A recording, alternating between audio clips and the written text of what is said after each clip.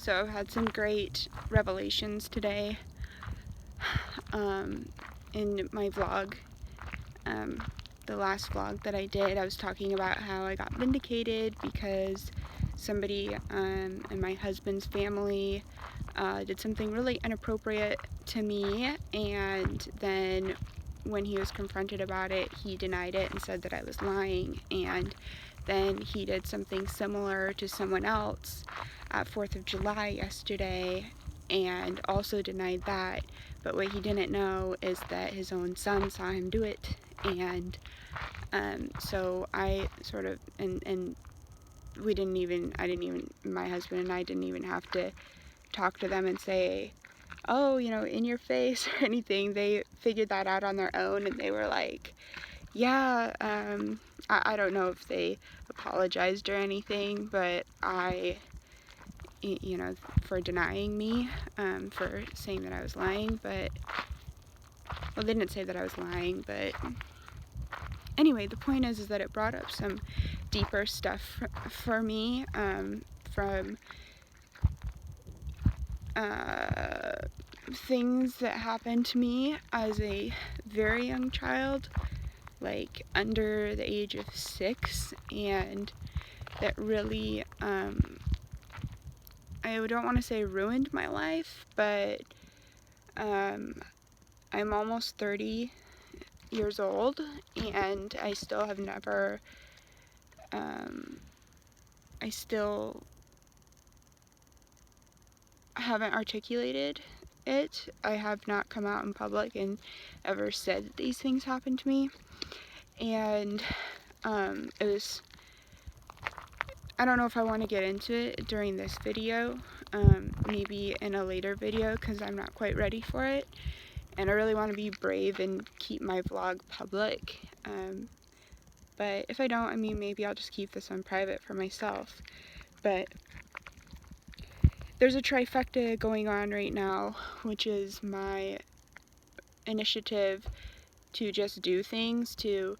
rather than sit around and think, and then my life passes me by as it has for the past several years without me physically manifesting anything. These thoughts are not coming to fruition. Like, over the past 7 years, I've checked off a lot of essential boxes. Like, I got my college degree, I got married, I had a baby, I'm well into my career at this point. It's kind of the things that you want to check off in your 20s, but it's so kind of, they're essential goals, they're necessary goals,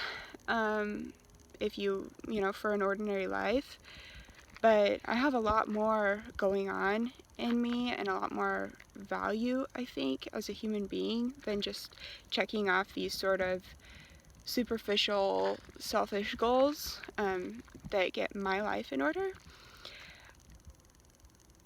I have music in me. I have the ability to do anything in me, I think, and I haven't gone and pursued those things. And I think now that I've checked all these essential boxes, I need to explore myself, and that self is locked away because of these things that happened to me as a kid. Because when you have, I think I might have like PTSD or something like that, if you want to label it, but you don't really need to label it. It's just things can happen to you that are so big, that cause such a high level of anxiety and fight or flight, that and these things that can't be comprehended or healed because you are a child and you don't have understanding of what even is happening to you, and all that you know is that, you know, you're deeply unsafe, and the only way, the way to be able to move on each day and get through is to depress yourself. And so there's this strong connection between anxiety and depression, and I think that it is when you have a high level of anxiety that is constant, then you learn to cope with it by sedating yourself with depression. And I think that this is why people who have survived sexual abuse, for example, or people who are veterans who have gone through things that are so anxiety provoking, that they have to sedate themselves so harshly. And when you do that, you're closing your being off, you're closing your joy off, you're closing your ability to self-express, and life becomes not